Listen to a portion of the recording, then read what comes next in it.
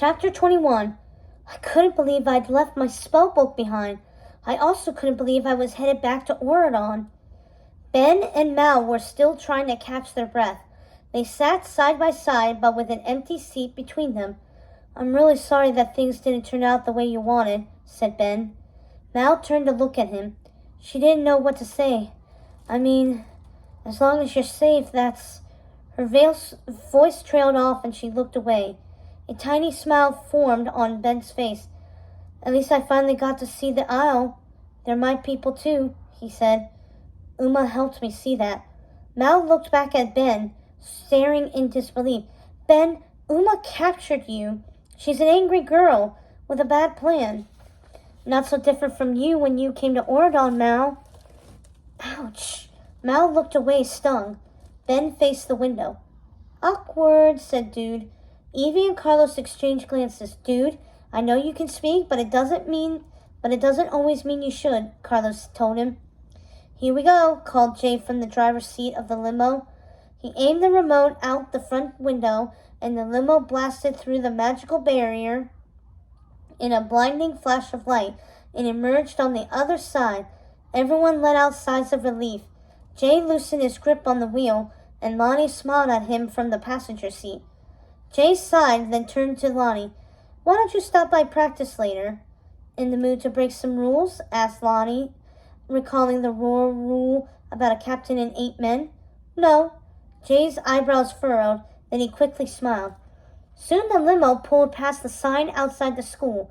Welcome to Auradon Prep. Goodness doesn't get any better. After Jay parked the limo back in its spot, the 5 teens made their way across the sunny campus. Mal walked silently with Ben at the back of the group with Evie, Carlos, and Dude in front of them, and Jay and Lonnie in the lead. Lonnie carried the quiver of swords. I'll get these back to the gym. Yeah, thanks, said Jay. Lonnie grinned at him and her eyes twinkled. See you later, she dashed off. Jane ran up to Ben, wielding her trusty tablet. Ben, there you are! Cotillions tonight! She pulled him away from Mal and showed him the tablet. This is the stained glass window for Mal. Isn't it beautiful? She's going to love it, Jane squealed. Hold on, Ben told Jane. He spoke to Mal. Do you want to cancel? Mal looked up at Ben and her mouth opened. Jane looked from Ben to Mal. Oh, I can come back, but, it's like really, really soon. No. Now's fine, said Ben, turning back to Jane. Then after a beat, he leaned him toward Mal, put a hand on her lower back and whispered, Do whatever you need to do. He gave Mal one last long glance and walked away with Jane to talk last-minute details for the event. Evie took Mal by the arm. We need to talk, Evie told her, starting to walk. Carlos cut in. No, he said. Evie and Mal turned around to face him. No? Evie asked Carlos. No, he said. You guys are always going off in a huddle, whispering all your girl talk stuff or whatever. And Jay and I are tired of it, he looked at Jay. I'm not, said Jay. Carlos ignored him. We're your family too, he told Mal. We've been through a lot together. We're not stopping now. So, everybody, sit. Carlos sat on the grass with Dude in his lap. Jay sat down next to him. Evie and Mal sat too. I don't actually know how to start girl talk. Carlos' eyes shifted. Mal and Evie giggled uncomfortably. What up? Jay said in an attempt to break the ice. Everyone looked at each other. Well, Mal started. Her friends looked at her. Mal looked back at them. I'm a mess. She confessed, beginning to cry.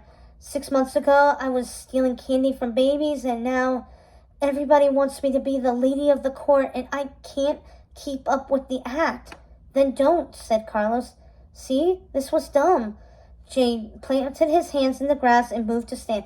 Maybe it wasn't, said Evie. Jay sank back down. Evie took Mal's hand. We're always going to be the kids from the Isle. I try to forget it, but those are our roots. And we all did what we had to do to survive. But it made us who we are. And we're never going to be like anybody else here. And that's okay. And we can't fake it, added Carlos. Yeah, especially without my spell book, said Mal.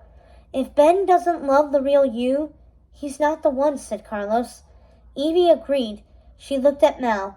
I like that. Give him a chance, Carlos said. I'm going to make some changes to your dress, Evie told her, and if you're up for it, only if you're up for it, I'll be waiting for you, okay? Evie released Mal's hand, grabbed her bag, and walked off with the boys. But then Jay hung back and plopped down in front of Mal. Come to Cotillion tonight. If Ben isn't smart enough to love you, and you can't stand another day, I'll drive you back tomorrow myself. Mal just looked at Jay. He rested a hand on her shoulder, stood, and strolled off. Alone, Mal stared into the distance. If only she knew what her heart was telling her to do. She had known before. Why didn't she this time? Or maybe she did.